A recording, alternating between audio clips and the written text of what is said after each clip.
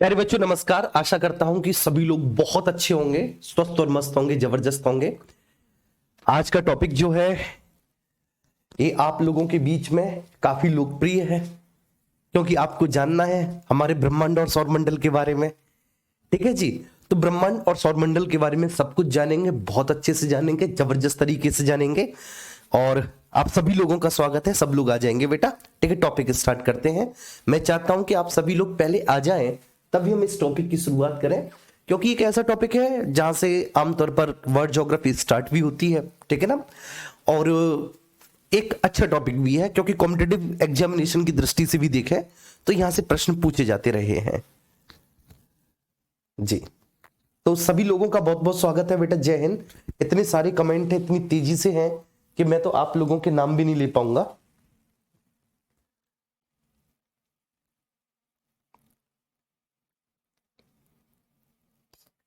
ठीक है, ओके। ठीक है, सभी लोग अच्छे हैं, स्वस्थ हैं, मस्त हैं, जबरदस्त है। आइए स्टार्ट करते हैं। ठीक है, ब्रह्मांड।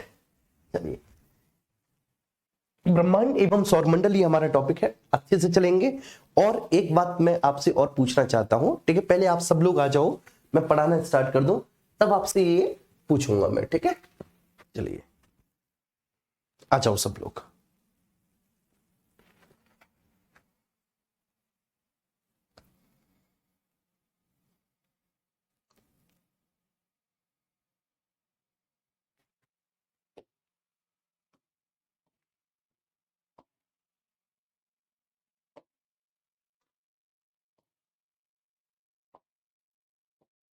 ठीक है, चलिए आइए। ठीक है सर, स्टार्ट करते हैं। ठीक है, हमारा टॉपिक है ब्रह्मांड एवं सौरमंडल। ब्रह्मांड एवं सौरमंडल एवं सौरमंडल।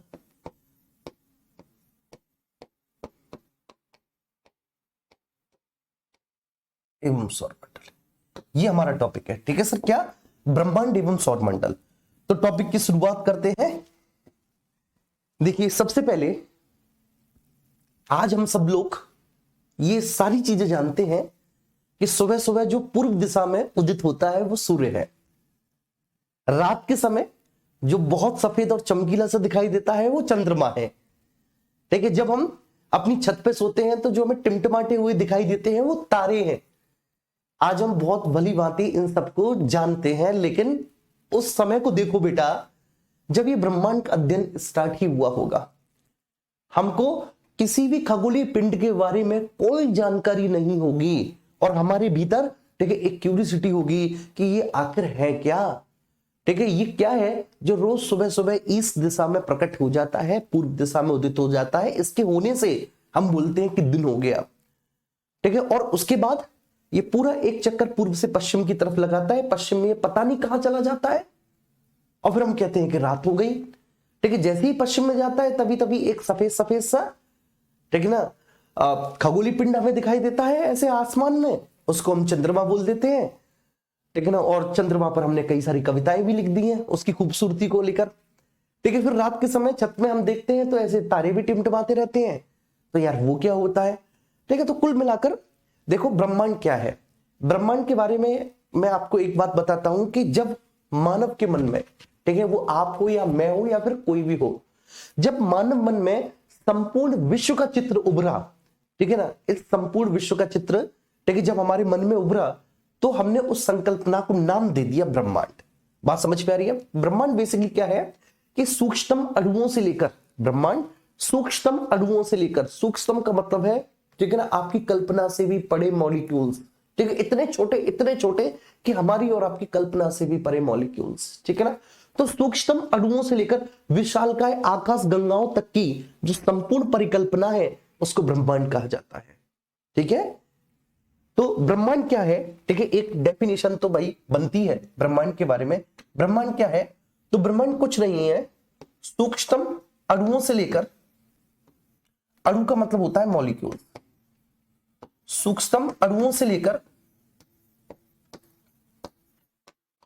अणुओं से लेकर विशालकाय,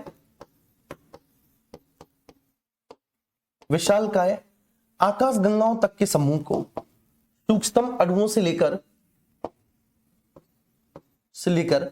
विशालकाय आकाश गंगाओं तक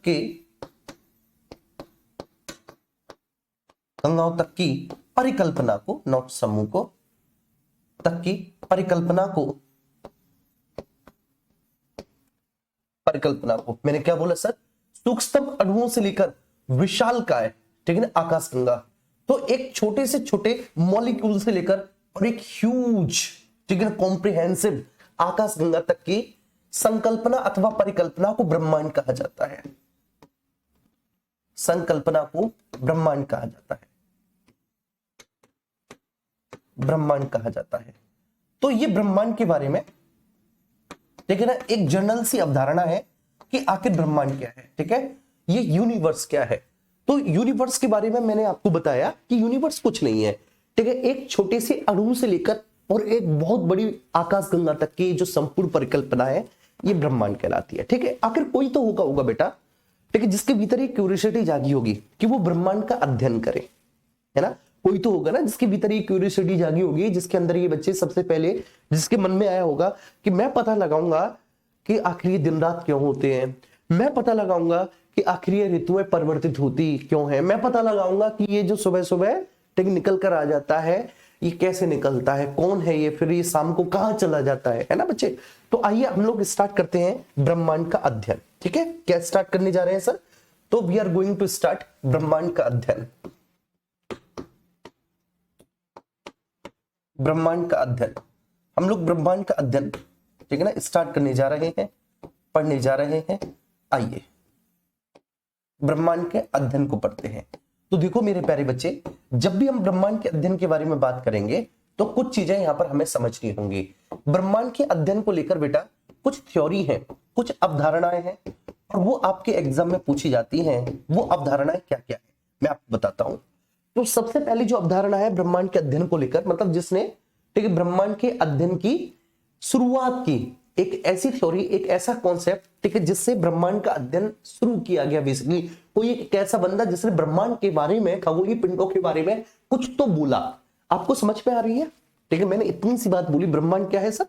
तो ब्रह्मांड सूक्ष्मतम अणुओं से लेकर विशालकाय आकाश गंगाओं तक की संकल्पना को हम ब्रह्मांड कहते हैं, है ना, क्लियर है ना। सूक्ष्मतम अणुओं से लेकर विशालकाय आकाश गंगाओं तक की संकल्पना को ब्रह्मांड कहा जाता है। तो ब्रह्मांड बेसिकली एक संकल्पना है, ठीक है ना। मतलब जब भी हमारे मन में संपूर्ण विश्व का चित्र उभरता है तो हम उसे ब्रह्मांड की नाम दे देते हैं, हम उसे ब्रह्मांड की संज्ञा दे देते हैं। ठीक है, अब जब ब्रह्मांड के अध्ययन में कुछ थ्योरी है, कुछ अवधारणा है, तो उन थ्योरी के हम लोग चर्चा करेंगे। सबसे पहले इसमें थ्योरी है जिसको हम लोग बोलते हैं बेटा जियोसेंट्रिक थ्योरी। ठीक है, क्या है? Geocentric theory. Geocentric theory. अब पता है तुम्हें जियो का मतलब क्या होता है? जियो का मतलब होता है बेटा लैटिन में पृथ्वी, और सेंट्रिक का मतलब है मध्य में है। तो जियो सेंट्रिक मतलब, जियो का मतलब क्या है? पृथ्वी, सेंट्रिक का मतलब मध्य में है। तो इस थ्योरी को हम लोग बोलेंगे भूकेंद्रीय अवधारणा।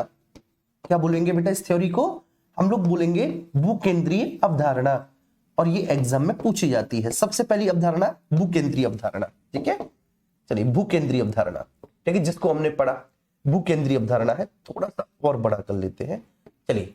तो भूकेंद्रीय अवधारणा। इसके बाद दूसरी जो थ्योरी है उसको हम बोलेंगे बच्चे हेलियोसेंट्रिक अवधारणा। क्या बोलेंगे? हेलियोसेंट्रिक अवधारणा। उस थ्योरी को मेरे साथ बोलिए, क्या बोलेंगे सर हम उसको? हेलियोसेंट्रिक थ्योरी, हेलियोसेंट्रिक अवधारणा बोलेंगे हम उसको। हेलियोसेंट्रिक, हेलियो का मतलब क्या होता है बेटा? सूर्य। हेलियो मतलब सूर्य होता है, ठीक है ना, लैटिन में। तो इसको बोलेंगे हम लोग सूर्य केंद्रीय अवधारणा। कुछ कुछ क्लियर हो रहा होगा आपको, अगर नहीं हो रहा तो चिंता ना करो, मैं सब क्लियर करवा दूंगा।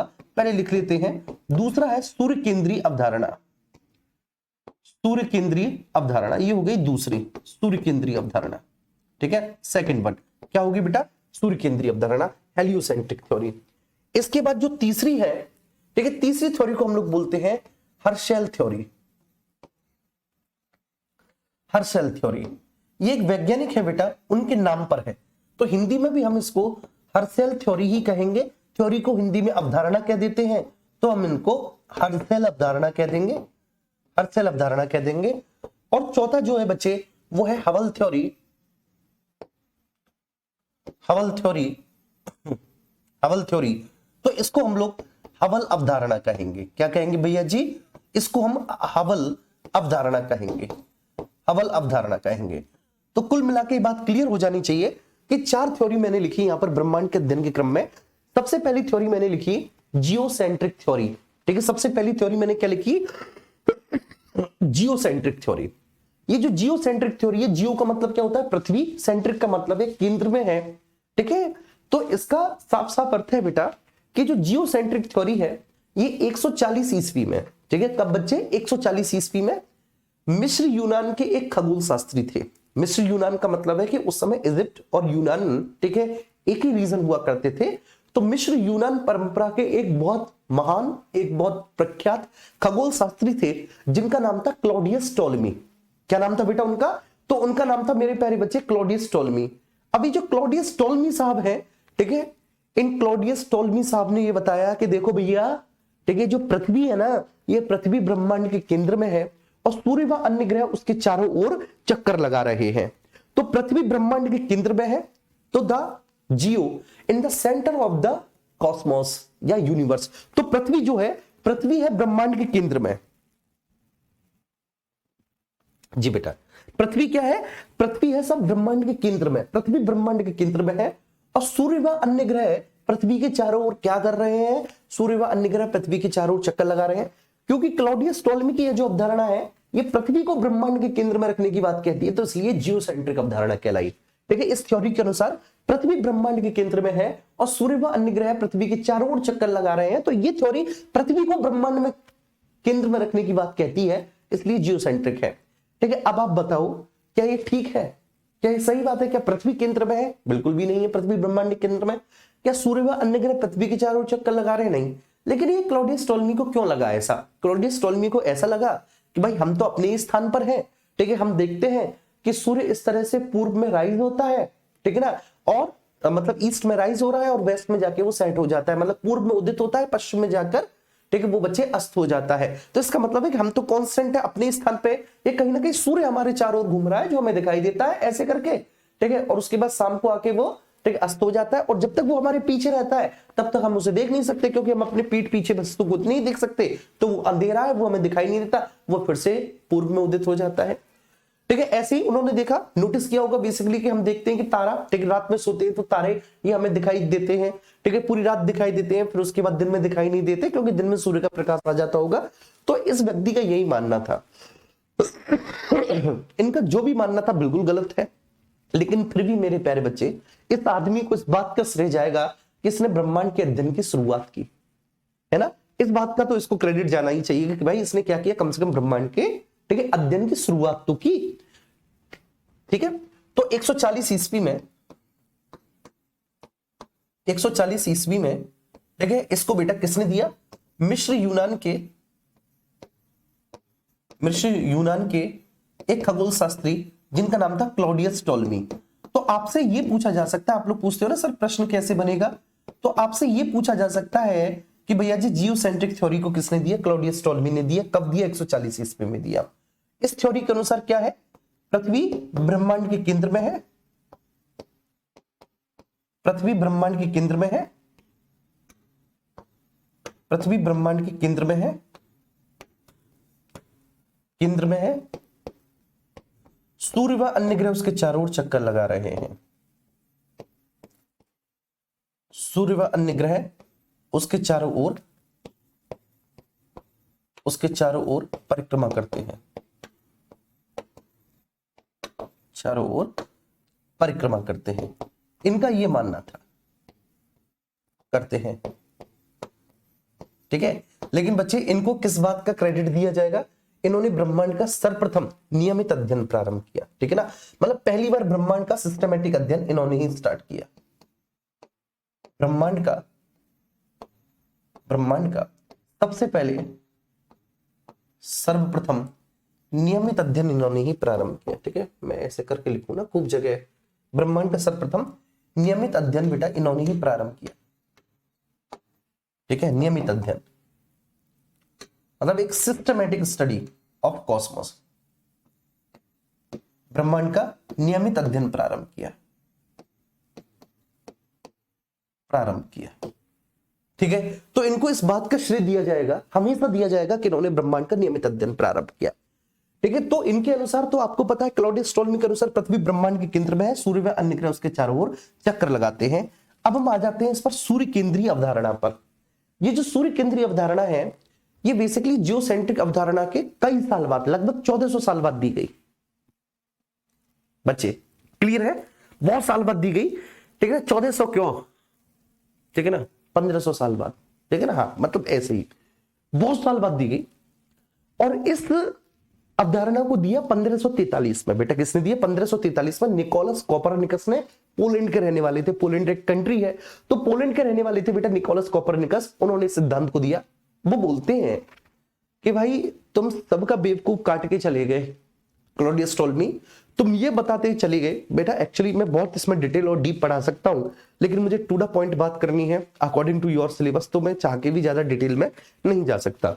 तो कुल मिलाकर ये जो सूर्य केंद्रीय अवधारणा है, ये 1543 में निकोलस कोपरनिकस ने दी। ठीक है, इन्होंने क्लॉडियस टोल्मी को गलत ठहराया। इन्होंने बोला कि सूर्य है केंद्र में और पृथ्वी व अन्य ग्रह सूर्य के चारों ओर चक्कर लगा रहे हैं। इन्होंने बोला सूर्य केंद्र में है। ठीक है, हेलियो का मतलब होता है सूर्य, सूर्य तो सूर्य केंद्र में है, पृथ्वी व अन्य ग्रह सूर्य के चारों ओर चक्कर लगा रहे हैं। क्योंकि उनकी ये जो थ्योरी है ना, ये सूर्य को ब्रह्मांड के केंद्र में रखने की बात कहती है। इनकी ये थ्योरी बेटा सूर्य को केंद्र में रखने की बात कह रही है, तो इसलिए हेलियोसेंट्रिक है, सूर्य केंद्रीय अवधारणा है। और अब चूंकि सूर्य केंद्र में है, पृथ्वी व अन्य ग्रह उसके चारों ओर चक्कर लगा रहे हैं, तो सबसे पहली बार जो सोलर सिस्टम का कॉन्सेप्ट है ना, सौर मंडल की अवधारणा, वो भी यहीं से आई। तो सबसे पहले ठीक है ना, सौर मंडल की अवधारणा यहीं से आई। चलिए, तो ये क्या कहते हैं सर? ठीक है, ये 1543 में इन्होंने अपनी थ्योरी दी। ठीक है, कौन है बच्चे? ये पोलैंड के रहने वाले हैं, पोलैंड के रहने वाले हैं। इनका नाम क्या है? इनका नाम है Nicholas Copernicus. Copernicus, Nicholas Copernicus. Nicholas Copernicus क्या बोलते हैं? निकोलस कोपरनिकस बोलते हैं कि पृथ्वी नहीं बल्कि सूर्य ब्रह्मांड के केंद्र में है। पृथ्वी नहीं बल्कि सूर्य ब्रह्मांड के केंद्र में है, ब्रह्मांड के केंद्र में है, केंद्र में है।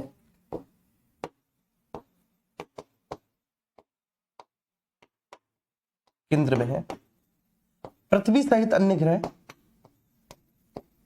पृथ्वी सहित अन्य ग्रह, अन्य ग्रह सूर्य के चारों ओर चक्कर लगाते हैं, सूर्य के चारों ओर चक्कर लगाते हैं, सूर्य के चारों ओर चक्कर लगाते हैं, चारों ओर चक्कर लगाते हैं। ठीक है सर, पृथ्वी सहित अन्य ग्रह बेटा किसके चारों ओर?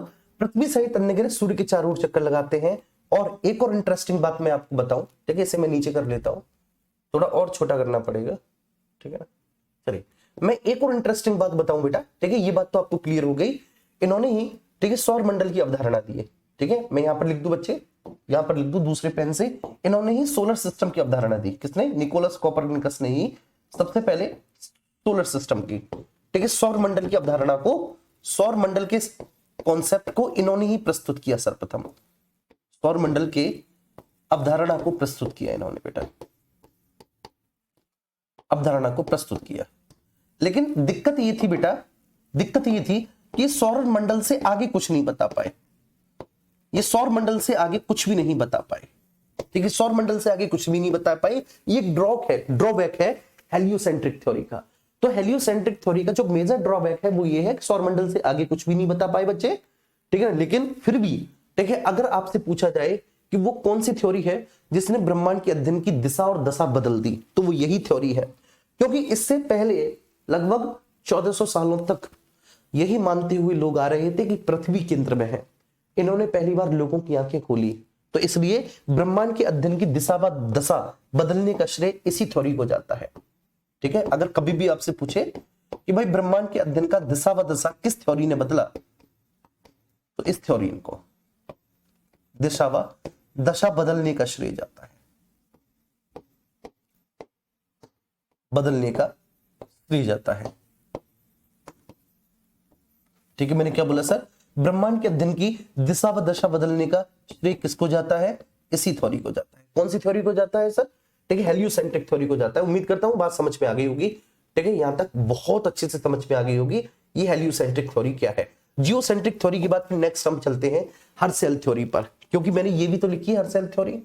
ये हर्सेल थ्योरी किसने दी, कैसे दी और इन्होंने क्या बताया, तो ये हम बताते हैं बेटा।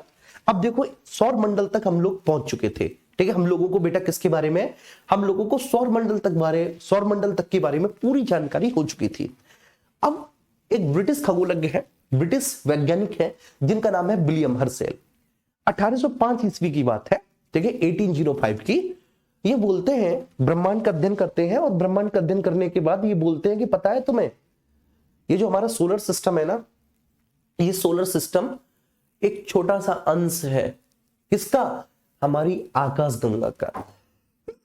हमारी आकाश गंगा में इस सोलर सिस्टम जैसे हजारों, करोड़ों, ठीक है, अरबों सिस्टम है। जैसे हमारा ये सोलर सिस्टम है ना, तो ऐसे ही हमारी इस आकाश गंगा में हमारे सोलर सिस्टम की तरह, ठीक है, इन्होंने लाखों बोला था बेसिकली कि लाखों सोलर सिस्टम है कुल मिलाकर।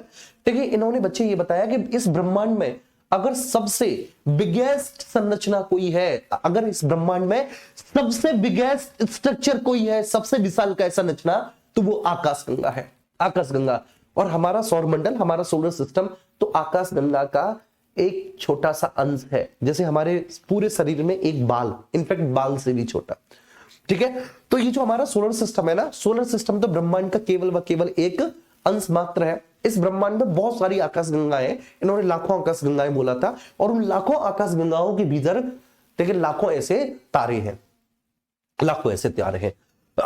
तो हर्सेल थ्योरी बिना टाइम वेस्ट की लिख लेते हैं 1805 में। ठीक है, 1805 में ब्रिटिश खगोलज्ञ है,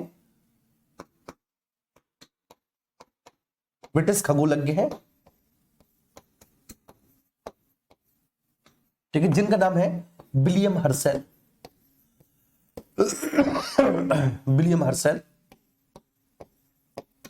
विलियम हर्सेल ये क्या कहते हैं? ये बोलते हैं कि ब्रह्मांड में सबसे विशालकाय संरचना आकाश गंगा है। तो ये क्या बोलते हैं बेटा?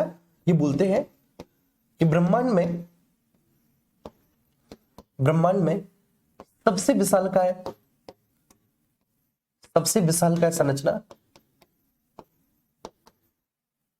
विशालकाय संरचना मतलब the biggest structure of the universe और कॉस्मोस। ठीक है, तो ब्रह्मांड में सबसे विशालकाय संरचना आकाश गंगा है। ब्रह्मांड में सबसे विशालकाय संरचना आकाश गंगा है, आकाश गंगा है।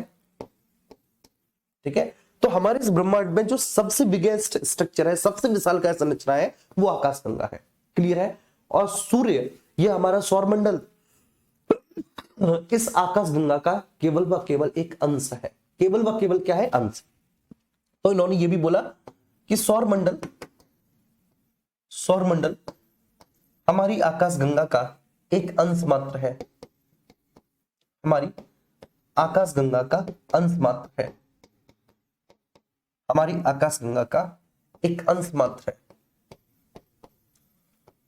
एक अंश मात्र। ठीक है, ध्यान रखना। तो सौरमंडल क्या है बेटा? सौरमंडल हमारी आकाश गंगा का एक अंश मात्र है, ऐसा इन्होंने बोला।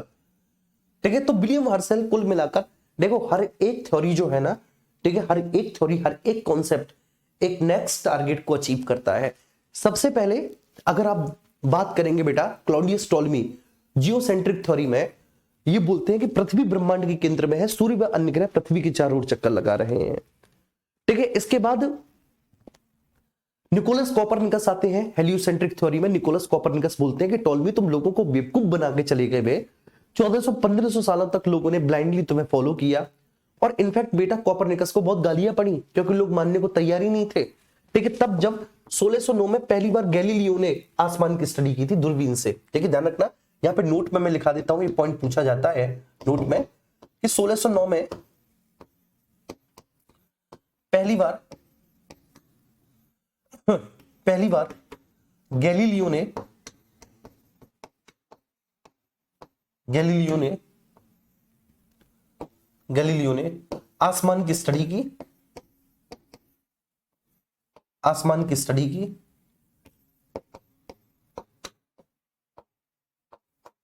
आसमान की स्टडी की। और जब बेटा गैलीलियो ने आसमान की स्टडी की ना, तो गैलीलियो ने मतलब ब्रह्मांड की स्टडी की, आसमान की स्टडी की, तब इन्होंने बताया कि वास्तव में निकोलस कोपरनिकस का कॉन्सेप्ट बिल्कुल सही है। इन्होंने निकोलस कोपरनिकस का समर्थन किया, क्योंकि कोई निकोलस कोपरनिकस की बात मानने को तैयारी नहीं था। इन्होंने निकोलस कोपरनिकस का समर्थन किया। मतलब अगर इन्होंने निकोलस कोपरनिकस का समर्थन किया तो इन्होंने हेलियोसेंट्रिक थ्योरी का समर्थन किया, और अगर इन्होंने हेलियोसेंट्रिक थ्योरी का समर्थन किया तो इसका मतलब क्या है, ये बता रहे हैं कि सूर्य केंद्र में है और पृथ्वी व अन्य ग्रह सूर्य के चारों ओर चक्कर लगा रहे हैं। फिर ठीक है, ये आती है बच्चे एडविन पी हबल। ठीक है, 1925 की बात है, 1925 की, 1925 की बात है। 1925 में बेटा एडविन पी हबल, क्या नाम है इनका, Edwin P Hubble, Edwin P Hubble नाम के एक खगोलज्ञ हैं। ये अमेरिकी खगोलज्ञ हैं एक्चुअली, एडविन पी हबल। मेरे साथ साथ बोलो, ये बच्चे एडविन पी हबल कौन है, ये एडविन पी हबल अमेरिकी खगोलज्ञ है। मेरे साथ बच्चों बोलो, ये कौन है, एडविन पी हबल खगोलज्ञ है। ठीक है, ये नेक्स्ट लेवल पे पहुंच जाते हैं एडविन पी हबल साहब। एडविन पी हबल साहब 1925 में हम सबको बताते हैं कि बेसिकली दो आकाश गंगाओं के बीच की दूरी बढ़ रही है और ब्रह्मांड का विस्तार हो रहा है। बात समझ में आ रही है? तो कुल मिलाकर ये क्या कहते हैं, ये कहते हैं कि हमारे आकाश गंगा का, ठीक है, लगातार विस्तार हो रहा है। ठीक है, हमारी आकाश गंगा का भी विस्तार हो रहा है और दो खगोलीय पिंडों के बीच की दूरी भी बढ़ रही है। ठीक है, जैसे इस बात को एनसीईआरटी पता है कैसे समझाती है? अगर आप एनसीईआरटी पढ़ते होगे या एनसीईआरटी आपने पढ़ा होगा, तो हबल की इस थ्योरी को एनसीईआरटी इस तरह से बताती है कि बच्चे आप एक बलून लो, एक गुब्बारा लो, और एक गुब्बारे पर आप मार्कर से ऐसे डॉट डॉट डॉट कर दो। मेरे यहाँ गुब्बारा भी है, लेकिन बाहर जाना पड़ेगा गुब्बारा लेने के लिए। तो आप एक गुब्बारा लो, ठीक है, गुब्बारे पे ऐसे आप मार्कर से, कोई मार्कर ले लो और किसी मार्कर से डॉट डॉट डॉट कर दो, और फिर आप गुब्बारे को फुलाओ। ठीक है, जब आप गुब्बारा फुलाओगे तो आप देखोगे कि गुब्बारे का भी आकार बढ़ रहा है। ठीक है, तो जब गुब्बारे का आकार बढ़ रहा है तो इसका मतलब है कि आकाश गंगाओं में लगातार प्रसार हो रहा है। ठीक है, जैसे गुब्बारे का आकार बढ़ रहा है ना, ऐसे आकाश गंगाओं में भी लगातार प्रसार हो रहा है। और आप ये देखेंगे कि बच्चे जो दो डॉट है, दो डॉट, ठीक है, जैसे जैसे आकाश गंगाओं का विस्तार हो रहा है वैसे वैसे ये जो दो डॉट आपने मार्कर से किए थे उनके बीच की दूरी भी बढ़ती चली जा रही है। उनके बीच की दूरी भी क्या है, बढ़ती चली जा रही है। तो एडविन पी हबल बच्चे इसी को बताते हैं। और आपने देखा होगा कि बेसिकली हबल टेलीस्कोप, ठीक है, अभी तक, अब तो बेसिकली नेक्स्ट टेलीस्कोप आ गया है, लेकिन कल तक हबल टेलीस्कोप जो है, ठीक है, वो सबसे विशालकाय टेलीस्कोप था जो ब्रह्मांड का अध्ययन करता था, जो ब्रह्मांड के बारे में हमें बहुत सारे रहस्यों से अवगत कराता था, हबल टेलीस्कोप था। ठीक है, तो वो इन्हीं हबल साहब के नाम पर था, एडविन पी हबल। ये अमेरिका के खगोलज्ञ थे। ठीक है, चलिए, तो एडविन पी हबल ने क्या बताया, एडविन पी हबल ने बताया कि ब्रह्मांड में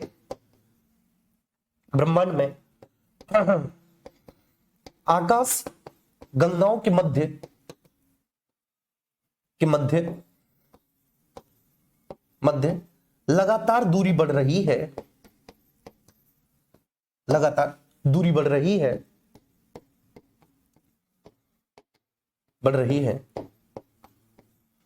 ठीक है, चलिए। और ये एक और बात बता देते हैं बेवकूफ बनने वाली, ये बोलते हैं दृश्य पथ में आने वाले, मतलब आकाश गंगा का वो भाग जो देखा जा सकता है, जो दृश्य पथ में आता है। तो आकाश गंगा का वो हिस्सा, वो भाग जो देखा जा सकता है उसको दृश्य पथ बोलेंगे। तो ये बोलते हैं दृश्य पथ में आने वाले, ठीक है, जो ब्रह्मांड है, पूरा ब्रह्मांड, जो दृश्य पथ में आने वाले जो पूरा का पूरा ब्रह्मांड है, उसका जो डायमीटर है वह 250 करोड़ प्रकाश वर्ष है। ठीक है, कुल मिलाकर बेवकूफी वाली बात थी, लेकिन कोई बात नहीं, उस समय चलेगा। तो बोलते हैं दृश्य पथ में आने वाले ब्रह्मांड का व्यास 250 करोड़ प्रकाश वर्ष है। दृश्य पथ में आने वाले ब्रह्मांड का व्यास, दृश्य पथ क्या होता है मैं बताता हूं। ब्रह्मांड का व्यास 250 करोड़ प्रकाश वर्ष है। व्यास 250 करोड़ प्रकाश वर्ष, करोड़ प्रकाश वर्ष है।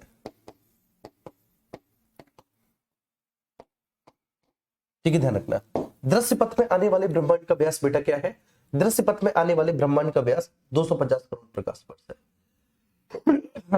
जी, दृश्य पथ में आने वाली ब्रह्मांड का व्यास बेटा कितना है? 250 करोड़ प्रकाश वर्ष। ये बोलते हैं ब्रह्मांड में आकाश गंगाओं के मध्य लगातार दूरी बढ़ रही है। क्लियर है? और हमारे ब्रह्मांड का विस्तार भी हो रहा है, तभी तो आकाश गंगाओं के बीच की दूरी बढ़ रही है। इसका मतलब क्या है कि ब्रह्मांड का लगातार विस्तार हो रहा है। इसका मतलब क्या है बच्चे? ब्रह्मांड का लगातार विस्तार हो रहा है। अगर आकाश गंगाओं के बीच की दूरी बढ़ रही है तो सिंपल सा मतलब है सर, ब्रह्मांड का लगातार विस्तार हो रहा है। ब्रह्मांड का लगातार विस्तार हो रहा है, विस्तार हो रहा है ना जी। अगर दो आकाश गंगाओं के बीच की दूरी बढ़ रही है तो हेंस प्रूव्ड ब्रह्मांड का लगातार क्या हो रहा है सर? ब्रह्मांड का लगातार विस्तार हो रहा है। अब इसके बाद फिर नेक्स्ट आगे चलेंगे। कुल मिलाकर अगर मैं बात बोलूं ना तो ब्रह्मांड का अध्ययन हो चुका था, और ब्रह्मांड के अध्ययन में अभी तक हमें कुछ चीजें पता चल चुकी थी। क्या पता चल चुकी थी बच्चे? ठीक है कि इस ब्रह्मांड में जो सबसे विशालकाय संरचना है, इस ब्रह्मांड में सबसे विशालकाय संरचना जो है बच्चे वो आकाश गंगाओं की है। ठीक है, सपोज दैट मैंने ये आकाश गंगा मान ली, तो ब्रह्मांड में जो सबसे विशालकाय संरचना है वो आकाश गंगाओं की है। ठीक है, और हमारे इस ब्रह्मांड में लगभग अरबों आकाश गंगाएं हैं। ठीक है, अभी तक सही आकलन नहीं हो सका। ठीक है, अगर हम खगोलज्ञों की माने तो, और जो लेटेस्ट अपडेट है बेटा उसकी माने तो लगभग 100 अरब से ऊपर आकाश गंगाएं हैं। ठीक है, तो हमारे ब्रह्मांड में सबसे विशालतम संरचना किसकी है? आकाश गंगा की। मैं लिख देता हूं, सबसे विशालतम संरचना किसकी है बेटा? सबसे बिगेस्ट स्ट्रक्चर किसका है? आपसे कोई भी पूछे तो सबसे विशालतम संरचना आकाश गंगा की होती है। मेरे साथ साथ बोलो बेटा, सबसे विशालतम संरचना किसकी होती है? तो आप कहेंगे सर सबसे विशालतम संरचना आकाश गंगा की होती है। जो हमारी आकाश गंगा है, ठीक है, जिसका हिस्सा हम है, तो हमारी जो आकाश गंगा है उसके बारे में भी आप समझ लो। ठीक है, हमारी आकाश गंगा स्पाइरल है। हमारी आकाश गंगा बेटा कैसी है? हमारी आकाश गंगा स्पाइरल है। स्पाइरल, आप कहेंगे स्पाइरल का मतलब क्या है बेटा? सर्पिलाकार। ठीक है, जैसे सर्पिलाकार का मतलब है ऐसे। ठीक है, ऐसे बेटा, सर्पिलाकार का मतलब होता है ऐसे, ऐसे, इस तरह से। हमारी आकाश गंगा कुछ इस तरह की है, सर्पिलाकार। क्लियर है बच्चे? ये बात समझ में आ रही है? तो हमारी आकाश गंगा जो है, हमारी आकाश गंगा सर्पिलाकार है। लेकिन मैं यहां पे लिख देता हूं हमारी आकाश गंगा का, बस नाम लिख देता हूं मैं यहां पर। नाम बेटा क्या है हमारी आकाश गंगा का? तो हमारी आकाश गंगा को हम लोग कहते हैं मिल्की वे।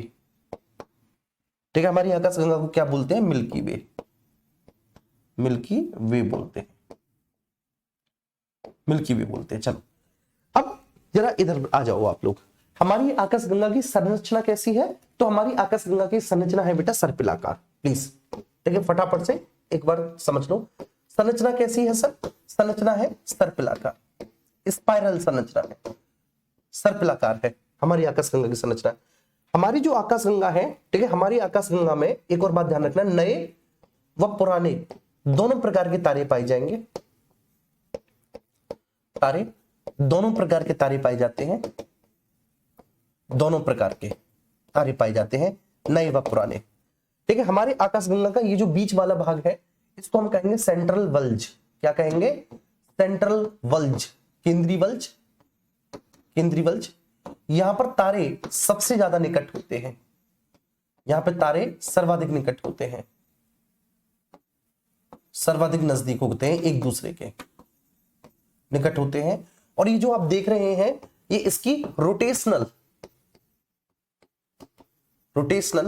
ठीक है ना, बेसिकली क्या है? आर्क है, रोटेशनल आर्क है इसकी, मतलब इसको घूर्णनशील भुजाएं कहेंगे। ये घूर्णनशील भुजाएं हैं। ये क्या है बच्चे? ठीक है, हमारी आकाश गंगा की घूर्णनशील भुजाएं हैं, घूर्णनशील भुजाएं हैं, हमारी आकाश गंगा की घूर्णनशील भुजाएं हैं। हमारी ये जो आकाश गंगा की घूर्णनशील भुजाएं हैं, हमारी जो आकाश गंगा की घूर्णनशील भुजाएं हैं, ठीक है बच्चे, इनमें भी तारे होंगे, इनमें भी ऐसे तारे होंगे। ठीक है जी, इस आकाश गंगा की घूर्णनशील भुजाओं में भी बेटा क्या होंगे? तारे स्थित होंगे, ऐसे जो मैं आपको बता रहा हूं। बताने को तो बेटा मैं बहुत कुछ बताता, लेकिन मैं क्या करूं, मैं मजबूर हूं। ठीक है, और मैं केवल टू द पॉइंट ही बात कर पाऊंगा।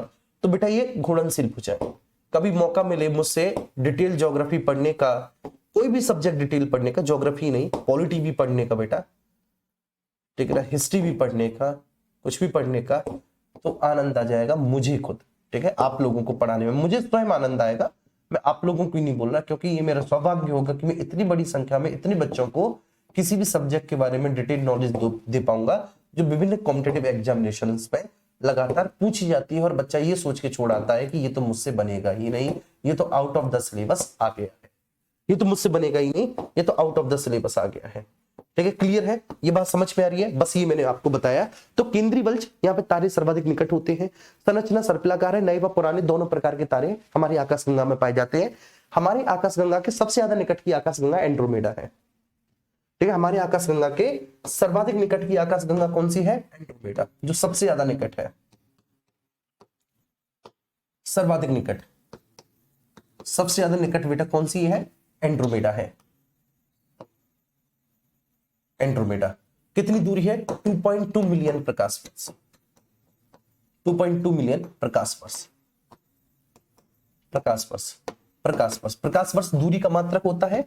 एक लाइट ईयर, एक प्रकाश वर्ष इक्वल्स टू होता है बेटा, बोलो कितना? 9.46 इंटू 10 की पावर 15 मीटर, मीटर। ठीक है, एक प्रकाश वर्ष इक्वल्स टू। चलिए, तो अब यहां पर हम आते हैं, तो ये पता चली बच्चे कि आकाशगंगा सबसे विशालतम संरचना है। ठीक है, अब ये जो आकाशगंगा सबसे विशालतम संरचना है, इस आकाशगंगा में ठीक है तारे की औकात केवल इतनी है। ठीक है, सूर्य जो है, ठीक है ना बेटा, सूर्य क्या है? एक तारा है, तो ये इस तरह से सूर्य है, इसकी औकात इतनी है, शायद इतनी भी नहीं है सूर्य। ठीक है बच्चे, और ये सूर्य के चारों ओर चक्कर लगाने वाले क्या है? ये सूर्य के चारों ओर चक्कर लगाने वाले ग्रह हैं, जो विभिन्न विभिन्न कक्षाओं में सूर्य के चारों ओर क्या कर रहे हैं? जो विभिन्न विभिन्न कक्षाओं में सूर्य के चारों ओर बेटा दीर्घवृत्ताकार कक्षा में चक्कर लगा रहे हैं, अपने परिक्रमण पथ पर परिक्रमण कर रहे हैं, विभिन्न कक्षाओं में चक्कर लगा रहे हैं, ऐसे करके बच्चे, ऐसे करके। ठीक है, ये मैंने बता दिया। तो ये पूरा का पूरा क्या है बेटा? ये सूर्य एवं पूरा सोलर सिस्टम है, सौरमंडल है।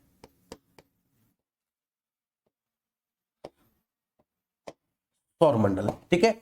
अब इस सौरमंडल में मान के चलिए, सपोज दैट इस सौरमंडल में ये हमारी पृथ्वी है। इस सौरमंडल में बाबू मान लो, ठीक है, माना कि ये हमारी पृथ्वी है। ये क्या है? हमारी पृथ्वी, ये हमारी पृथ्वी है। तो पृथ्वी के चारों ओर दीर्घवृत्ताकार कक्षा में भी बेटा चक्कर लगा रहा है, ये इतना सा, इसकी औकात इतनी होगी। ये क्या है बच्चे? ये चंद्रमा है। ये क्या है? चंद्रमा है। और हमारी आकाशगंगा भी बेटा इस पूरे ब्रह्मांड में क्या कर रही है? ठीक है, गति कर रही है। तो मैं बात करूं आपसे, तो ये है बच्चे हमारे, ठीक है, लगभग किस तरह का हमारे ब्रह्मांड में जो सबसे विशालतम संरचना है वो आकाशगंगा है। हमारी आकाशगंगा, पर्सनली अगर मैं बात करूं, हमारी आकाशगंगा सर कैसी है?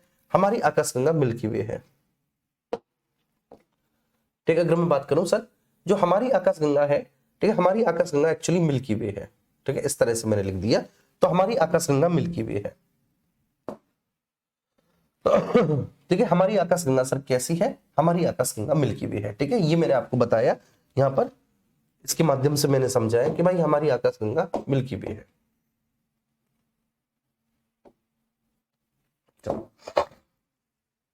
हमारी आकाशगंगा कैसी है? मिल्की वे है। ठीक है, ये हम देखेंगे तो ये लगभग एक तारा है, सूर्य। ठीक है, सूर्य के चारों ओर दीर्घवृत्ताकार कक्षा में विभिन्न ग्रह चक्कर लगा रहे हैं। ठीक है, तो सूर्य के चारों ओर दीर्घवृत्ताकार कक्षा में विभिन्न ग्रह क्या कर रहे हैं बेटा? चक्कर लगा रहे हैं। तो ये क्या हो गया मेरे प्यारे बाबू? ये पूरा का पूरा एक सोलर सिस्टम हो गया, ये पूरा एक सौरमंडल हो गया। ठीक है, अच्छे से लिख देते हैं। ये पूरा क्या हो गया सर? सौरमंडल हो गया, ये पूरा सोलर सिस्टम हो गया। अगर ये हमारी पृथ्वी है, तो पृथ्वी के चारों दीर्घवृत्ताकार कक्षा में चक्कर लगाने वाला उसका भी एक उपग्रह है, जिसको हम क्या कहेंगे? चंद्रमा कहेंगे। ये पूरी कहानी कुछ इस तरह से मैंने आपको समझाई। अच्छा, देखिए, अब ब्रह्मांड का अध्ययन हो चुका था, हमें सारी चीजें पता चल चुकी थी कि सर हमें ये भी पता चल गया कि अब आकाशगंगा क्या है, हमें ये भी पता चल गया कि तारे क्या है, तारों का जन्म कैसे हुआ, तारों की मृत्यु कैसे होती है, हमें सारी चीजें पता चल गई। अब कहानी आती है कि सर आखिर ब्रह्मांड की उत्पत्ति कैसे हुई? ठीक है, ये जो ब्रह्मांड है इसकी उत्पत्ति हुई कैसे? अरे भाई, ब्रह्मांड कैसे बना?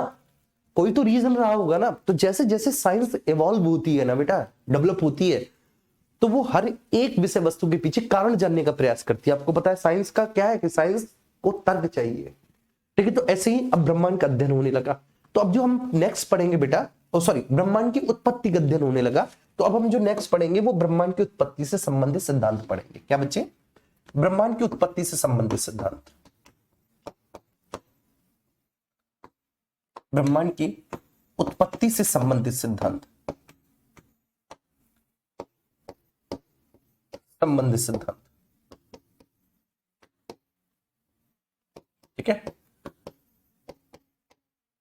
भैया जी, जब हम ब्रह्मांड की उत्पत्ति से संबंधित सिद्धांतों के बारे में चर्चा करेंगे, प्लीज यहां पर ध्यान रखना, जब हम ब्रह्मांड की उत्पत्ति से संबंधित सिद्धांतों के बारे में चर्चा करेंगे तो मेरे प्यारे बच्चे यहां पर जो सबसे पहला सिद्धांत आएगा वो आएगा बिग बैंग सिद्धांत। बिग बैंग सिद्धांत,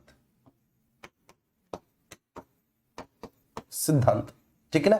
इसको हम लोग हिंदी में महाविस्फोट सिद्धांत कहते हैं। क्या कहते हैं बेटा?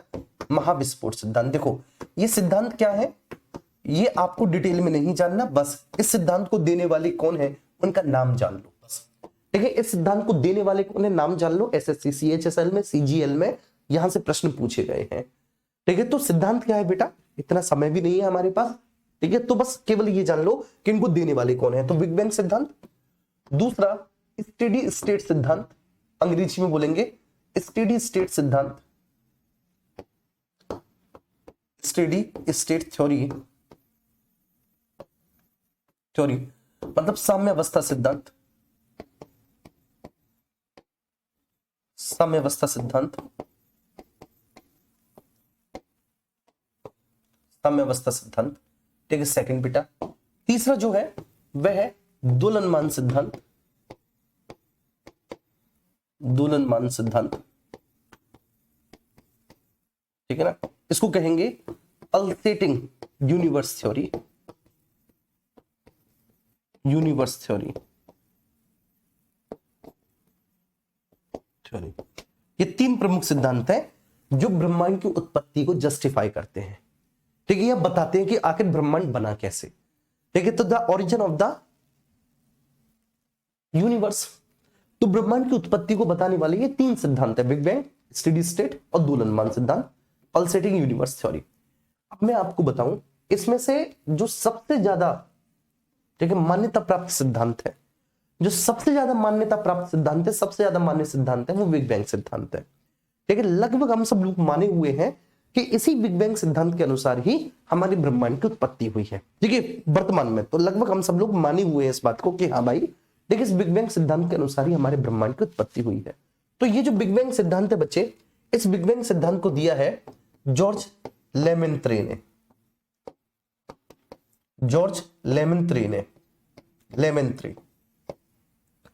ठीक है, ये बेल्जियम के हैं जॉर्ज लेमेंत्रे, बेल्जियम। और सबसे दिलचस्प बात ये है कि ये बेल्जियम के तो हैं लेकिन ये पार्ट टाइम खगोलज्ञ थे। मतलब इतनी बेहतरीन प्रिंसिपल, इतनी बेहतरीन थ्योरी देने वाला आदमी, ठीक है, जिसने मतलब सब कुछ बदल के रख दिया, वो पार्ट टाइम खगोलज्ञ था। उसका फुल टाइम क्या था? वो बेल्जियम के चर्च में एक पादरी था। वो क्या था? बेल्जियम के चर्च में एक पादरी था। तो ये बेल्जियम के थे, ये बेल्जियम के खगोलज्ञ भी थे। ठीक है, खगोलज्ञ भी थे, साथ ही साथ बेटा चर्च में ये पादरी का काम भी करते थे। बस इतना आपको ध्यान रखना है। जॉर्ज लेमेंत्रे ने दिया। ठीक है, बेल्जियम के हैं। ये भी प्रश्न पूछा गया कहाँ के थे, तो बेल्जियम के हैं। ये प्रश्न भी पूछा गया कहाँ के हैं भाई, तो अब बोल देना कि भाई देख ले, ठीक, बेल्जियम के हैं। ठीक है, ऐसा मेरे तो कुछ नहीं लगते, बेल्जियम के हैं, हमारे ताऊ ना लगे भैया। ठीक है, बेल्जियम के हैं। दूसरा है स्टेडी स्टेट थ्योरी, साम्यावस्था सिद्धांत। ये जो साम्यावस्था सिद्धांत है ये तीन लोगों ने दिया। तीन लोग कौन कौन से? हरमन बांडी, हरमन बांडी, ठीक है, फ्रेड होयल, होयल और थॉमस कोल्ट, थॉमस कोल्ट। ठीक है बेटा, तीन लोगों ने सिद्धांत को दिया, हरमन बांडी, फ्रेड होयल, थॉमस कोल्ट ने। किसको? स्टेडी स्टेट थ्योरी को। तीन लोगों ने, किसने? हरमन बांडी, फ्रेड होयल, थॉमस कोल्ट ने स्टेडी स्टेट थ्योरी को। फिर नेक्स्ट हम बात करें दोलनमान सिद्धांत। ठीक है ना, पल्सेटिंग यूनिवर्स थ्योरी। अब ये जो दोलनमान सिद्धांत है, पल्सेटिंग यूनिवर्स थ्योरी, इसको देने वाले डॉक्टर एलन संडेज है। डॉक्टर एलन संडेज है इस सिद्धांत को देने वाले। ठीक है सर, तो इस सिद्धांत को देने वाले बेटा कौन है? दोलनमान सिद्धांत को देने वाले डॉक्टर एलन सैंडिस, जिन्होंने दोलन मान सिद्धांत दिया। तो बिग बैंग सिद्धांत, महाविस्फोट थ्योरी जॉर्ज लेमेंत्री ने दी। स्टेडी स्टेट थ्योरी हरमन वान डी, फ्रेड होयल, थॉमस गोल्ड, इन 3 वैज्ञानिकों ने दी है, लेकिन तीनों बड़ऊ थे।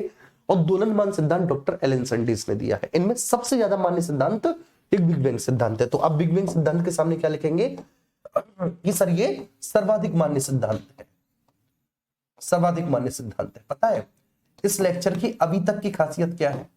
इस लेक्चर की अभी तक की खासियत ये है कि आपको ये पूरा का पूरा याद होता हुआ चला गया होगा। ठीक है, अभी तक ये पूरा लेक्चर आपको याद हो रहा होगा। क्यों याद हो रहा होगा ये आपको?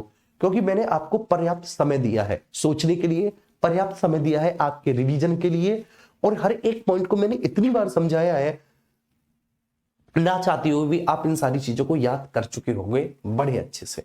ये मैं दावे के साथ बोल रहा हूं।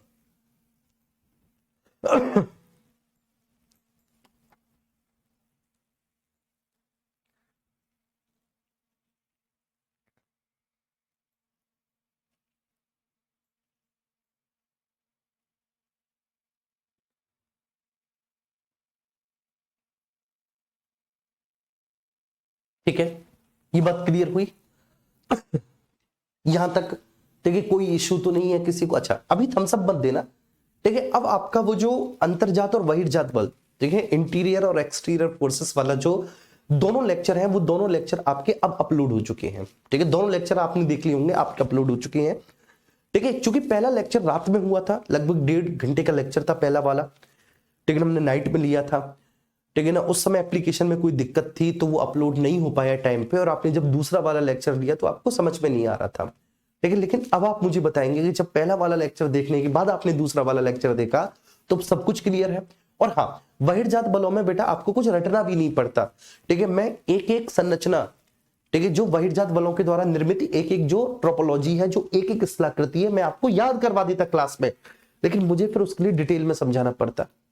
ठीक है, लेकिन अब मैंने यहां पर आपको डिटेल में तो नहीं समझाया, लेकिन हाँ आपको इतना जरूर बता दिया मेरे प्यारे बच्चे कि ठीक है ना, हिमानी के द्वारा, ग्लेशियर्स के द्वारा निर्मित स्थलाकृति ये है, पवनों के द्वारा निर्मित स्थलाकृति ये है, ग्राउंड वाटर के द्वारा निर्मित स्थलाकृति ये है, नदियों के द्वारा निर्मित स्थलाकृति ये है। ये मैंने आपको बता दिया। तो प्लीज ठीक है, आप लोग एक बार उन स्थलाकृतियों को याद ही कर लेना, क्योंकि वो 1 नंबर की पूछ ली जाती हैं, 1 नंबर की। जब आप प्रीवियस ईयर भी उठा के देखोगे ना एसएससी वगैरह के, तो वहां पे आप पाओगे कि इस तरह की स्थलाकृतियों से लगातार प्रश्न आते हैं।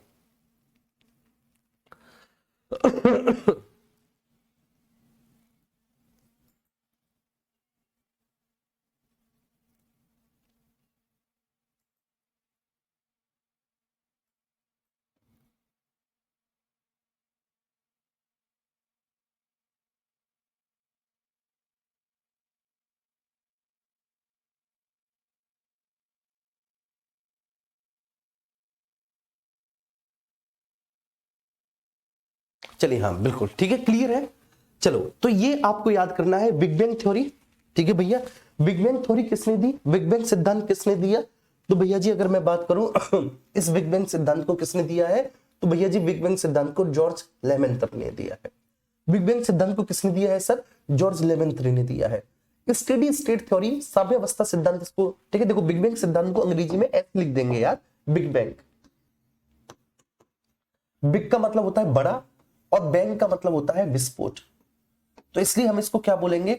बिग बैंग थ्योरी बोलेंगे, बड़ा विस्फोट, big bang theory, big bang theory. ठीक है, बड़ा विस्फोट, तो इसलिए हम इसको क्या बोलेंगे सर?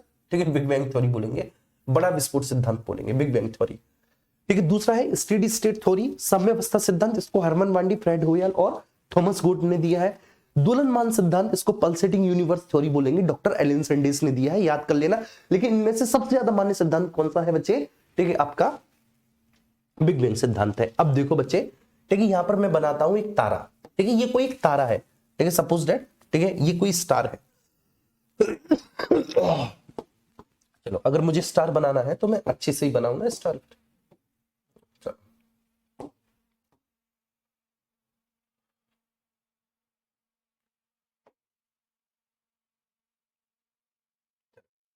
ठीक है, ऐसे बनाया बेटा, ये कोई तारा है। ठीक है, सूर्य भी हमारा एक तारा है, ध्यान रखना, ये कोई तारा है।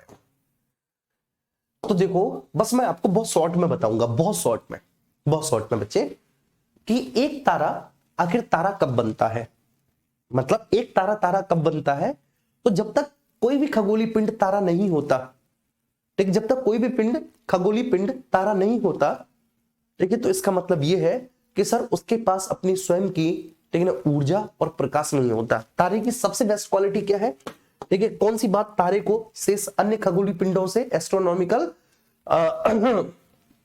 ऑब्जेक्ट से, ठीक है, अलग करती है। तो कौन सी ऐसी बात है तारे की, कौन सी ऐसी बात है तारे की बेटा, जो तारों को बाकी के अलग, बाकी के अन्य एस्ट्रोनॉमिकल जो ऑब्जेक्ट्स हैं, जो खगोलीय पिंड है, उनसे अलग करती है। तो वो ये बात है कि सर तारे के पास अपना स्वयं का प्रकाश, स्वयं का प्रकाश, स्वयं का प्रकाश व ऊर्जा होती है, बाकी के किसी के पास नहीं होती। ठीक है बच्चे, ये तारे के पास होती है। तो ऐसा क्या होता है कि तारा अन्य खगोलीय पिंडों से बिल्कुल अलग है। ऐसी कौन सी खासियत है तारे की जो तारे को सबसे अलग बनाती है, यूनिक बनाती है, वो ये है, मैं आपको बता रहा हूं। क्योंकि साहब, ठीक है, तारे के पास अपना स्वयं का प्रकाश व ऊर्जा होती है, बाकी के चाहे ग्रह हो, चाहे आकाशगंगा हो, किसी के भी पास अपनी स्वयं की ऊर्जा या प्रकाश नहीं है, किसी अन्य के पास नहीं है। तारे को छोड़कर बाकी का कोई दूसरा है ही नहीं जिसके पास हो।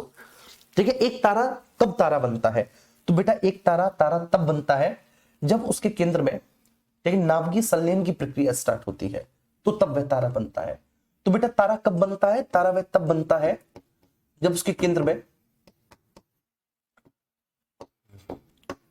नाभिकीय संलयन की प्रक्रिया स्टार्ट होती है, ठीक है, तब वह तारा बनता है। नाभिकीय संलयन का मतलब होता है बेटा, नाभिकीय संलयन में, ठीक है, हाइड्रोजन के दो परमाणु जुड़ते हैं, ठीक है, 1H2 + 1H2, हाइड्रोजन के दो परमाणु जुड़ते हैं और दो परमाणु जुड़कर बच्चे एक हीलियम के परमाणु में कन्वर्ट हो जाते हैं, 2He4 बन जाते हैं। ठीक है, और जब वो ऐसा कर रहे होते हैं तब अपार मात्रा में इससे ऊर्जा निकलती है। ठीक है, नाभिकीय संलयन को हम न्यूक्लियर फ्यूजन कहते हैं, न्यूक्लियर फ्यूजन, नाभिकीय संलयन। तो जब वो ऐसा करते हैं बेटा हाइड्रोजन के दो परमाणु, तो इससे क्या होता है, इससे अपार मात्रा में ऊष्मा निकलती है। तो मेरी बात समझना, मैं बहुत शॉर्ट में आपको समझाऊंगा, बहुत डिटेल में मैं नहीं ले जाऊंगा, अपने आप को रोक रहा हूं साहब, देखिए बड़ी मजबूरी है, कभी कभी मजबूरी ऐसी भी आ जाती है, ठीक ना, कि करना पड़ता है। तो एक तारा बेटा कब तारा बनता है, ठीक है, जब उसके केंद्र में नाभिकीय संलयन स्टार्ट होता है। नाभिकीय संलयन कैसे स्टार्ट होगा, तो नाभिकीय संलयन बेटा ऐसे स्टार्ट होगा कि हाइड्रोजन के दो परमाणु, ठीक है, आपस में एक दूसरे से जुड़ जाएंगे, और जब वो आपस में एक दूसरे से जुड़ेंगे, ठीक है बच्चे, तो हाइड्रोजन के दो परमाणु आपस में एक दूसरे से जुड़कर हीलियम का एक परमाणु बनाएंगे, और प्लस उस समय अपार मात्रा में ऊर्जा निकल रही होगी। क्या निकल रही होगी, बहुत ही ज्यादा बेटा ऊर्जा उस समय निकल रही होगी, ठीक, बहुत सारी ऊर्जा उससे, बहुत सारी एनर्जी उससे रिलीज हो रही होगी, बहुत सारी ऊर्जा उससे निकल रही होगी। ठीक है, जब उससे ऊर्जा निकलेगी तभी मेरे प्यारे बच्चे इस तारे से, ठीक है ना, हमें ये तारा दिखाई देता है बेसिकली कि इससे, ठीक है, प्रकाश का पुंज निकल रहा होता है, इससे प्रकाश की किरणें निकल रही होती है। बस सिंपल सी बात ये है। अब यहां पर हम बात करते हैं कॉन्सेप्ट की। साहब कभी ना कभी तो नाभिकीय संलयन समाप्त होगा। जी हाँ बेटा, ठीक है ना, कभी ना कभी तो नाभिकीय संलयन समाप्त होगा। तो एक ऐसी स्थिति आती है, एक ऐसी स्थिति आती है जब बेटा, ठीक है, जो तारे के पास जितना भी हाइड्रोजन होता है, हाइड्रोजन समाप्त हो जाएगा। तो ऑब्वियस सी बात है बेटा, एक ऐसी स्थिति आएगी कि तारे के पास जितना भी हाइड्रोजन है वह समाप्त हो जाएगा। मेरी बात समझना, एक ऐसी स्थिति आएगी बाबू जब तारे का हाइड्रोजन समाप्त हो जाएगा। क्लियर है? जी हाँ सर, समाप्त हो जाएगा। आएगी, पक्का आएगी। तो एक ऐसी स्थिति आएगी, कैसी स्थिति सर, कि जब तारे का हाइड्रोजन समाप्त हो जाएगा, और जब तारे का हाइड्रोजन समाप्त हो जाएगा तो ऑब्वियस सी बात है बेटा, नाभिकीय संलयन रुक जाएगा। नाभिकीय संलयन रुक जाएगा, नाभिकीय संलयन रुक जाएगा, ठीक है ना, क्योंकि जब तारे का हाइड्रोजन समाप्त हो गया तो अब हाइड्रोजन हीलियम में कन्वर्ट नहीं होगा, और जब हाइड्रोजन हीलियम में कन्वर्ट नहीं होगा तो जो न्यूक्लियर फ्यूजन है, जो नाभिकीय संलयन है, नाभिकीय संलयन रुक जाएगा। बोलो बच्चे, नाभिकीय संलयन रुक जाएगा कि नहीं? जी बिल्कुल, आप लोग बोल रहे हो जी हाँ सर, बिल्कुल होगा। ठीक है बेटा, जैसी नाभिकीय संलयन रुका तो ये जो तारा है, तारा लाल रंग का दिखने लगेगा। ये तारा किस रंग का? तारा बेटा लाल रंग का दिखने लगेगा, लाल रंग का, ये तारा पूरी तरह से लाल रंग का दिखने लगेगा, तब इस तारे को हम रेड जायंट बोलते हैं। ठीक है, इस समय इस तारे को हम क्या बोलेंगे, रेड जायंट बोलेंगे, लाल दानव बोलेंगे। एक रक्त दानव भी बोल देते हैं, लाल दानव। तो आपसे अगर एग्जामिनर पूछे कि कोई भी तारा लाल दानव कब बनता है, कोई भी तारा रेड जायंट कब बनता है, तो आप कहेंगे सर कोई भी तारा रेड जायंट तब बनता है जब तारे का संपूर्ण हाइड्रोजन समाप्त हो चुका होता है, मतलब उसके पास हाइड्रोजन नहीं बचता, केवल व केवल उस तारे के पास अगर कुछ है तो वो अभी हीलियम है, मतलब तारे का संपूर्ण हाइड्रोजन समाप्त हो गया। अगर हाइड्रोजन समाप्त हुआ तो नाभ की संलयन रुक गया। अरे बोलो ना यार, तारे का संपूर्ण हाइड्रोजन समाप्त हो जाएगा, अगर कुछ भी तारे में शेष बचा है तो वो क्या है, अब हीलियम। अगर तारे में बेटा कुछ भी शेष बचा है तो वो तारे में अब क्या शेष बचा है, तारे में अब शेष बचा है सर हीलियम। ठीक है, तो नाभ की संलयन रुक जाएगा, न्यूक्लियर फ्यूजन रुक गया, क्योंकि अब ये क्रिया ही नहीं होगी, न्यूक्लियर फ्यूजन नहीं होगा, और जब न्यूक्लियर फ्यूजन नहीं होगा तो बेटा तारा कैसे दिखने लगेगा, तारा लाल रंग का दिखने लगेगा। इस स्थिति में हम बोलेंगे कि ये रेड जायंट है, ये लाल दानव है। बेटा मैं बैटरी चेंज कर लेता हूं, है ना, एक सेकेंड।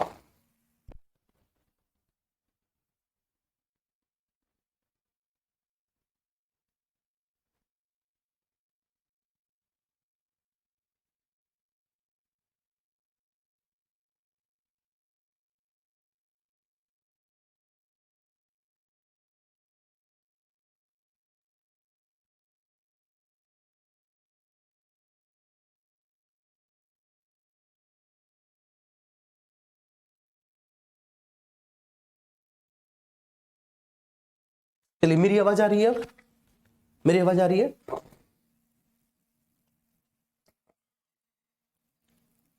ठीक है, बहुत अच्छे। चलिए अब देखो अब क्या होगा। ठीक है, पूरी कहानी मैं आपको इन शॉर्ट समझा रहा हूं।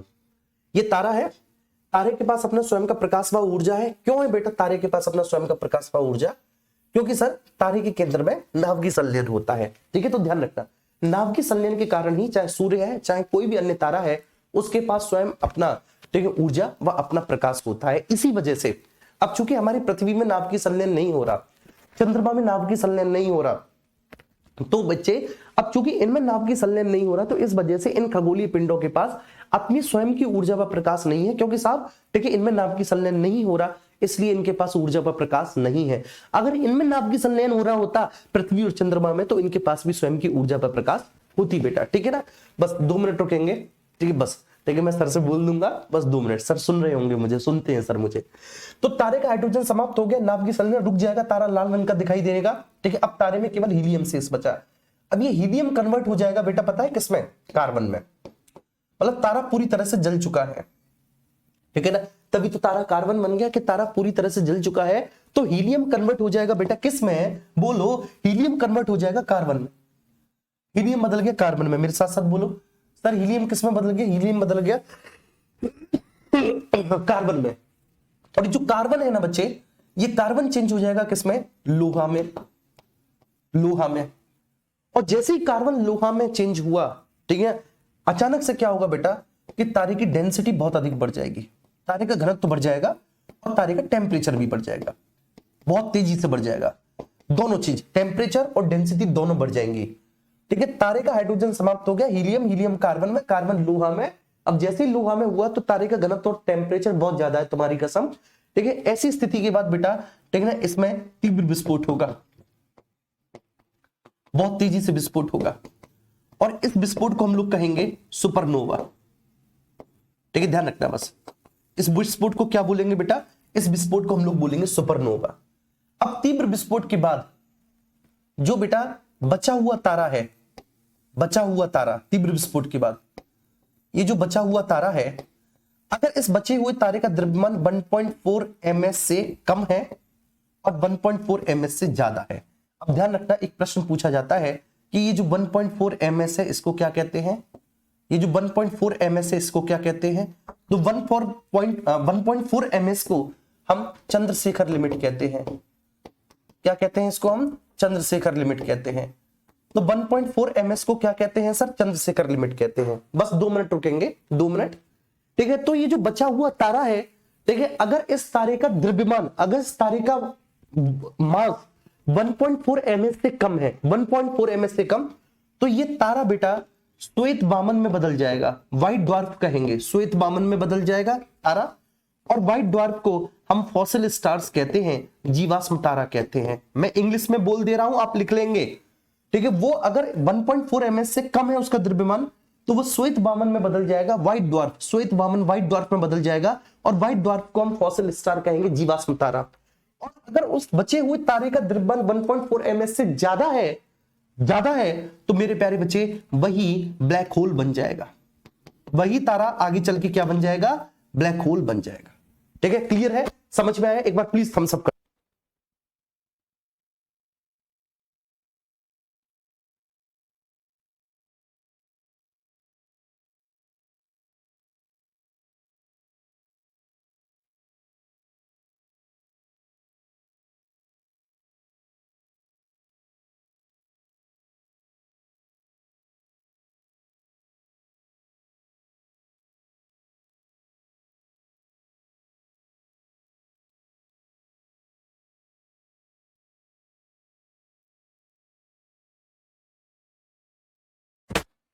ठीक है, तो एक छोटा सा कॉन्सेप्ट है, और वो छोटा सा कॉन्सेप्ट क्या है कि बचा हुआ तारा, जो तारा बचा है, अगर उसका द्रव्यमान 1.4 ms से कम है तो वह श्वेत वामन व्हाइट ड्वार्फ में बदल जाएगा। व्हाइट ड्वार्फ को हम फॉसिल स्टार कहेंगे, 20 बार पूछा गया है।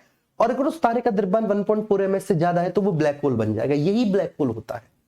ठीक है, चलिए अब प्रश्न आता है कि सबसे पहले, ठीक है ना सर, बस 2 मिनट तो एक प्रश्न आता है कि ब्लैक होल की संकल्पना को किसने दिया सबसे पहले? ठीक है, हु वाज द फर्स्ट जिसने ब्लैक होल की संकल्पना को, ब्लैक होल के कॉन्सेप्ट को सबसे पहले दिया? तो उनका नाम है जॉन व्हीलर। क्या नाम है बेटा? John wheeler. जॉन व्हीलर को ब्लैक होल की संकल्पना को सबसे पहले देने का श्रेय दिया जाता है। ठीक है, ध्यान रखना, जॉन व्हीलर को। किसको बेटा? जॉन व्हीलर को। तो जॉन व्हीलर को ब्लैक होल की संकल्पना को सबसे पहले देने का श्रेय दिया जाता है कि जॉन व्हीलर ने ही ब्लैक होल के कॉन्सेप्ट को सबसे पहले दिया था। जॉन व्हीलर ने ही ब्लैक होल के कॉन्सेप्ट को सबसे पहले दिया था। चलिए, thank you so much ji, thank you बेटा, फिर कल मिलते हैं।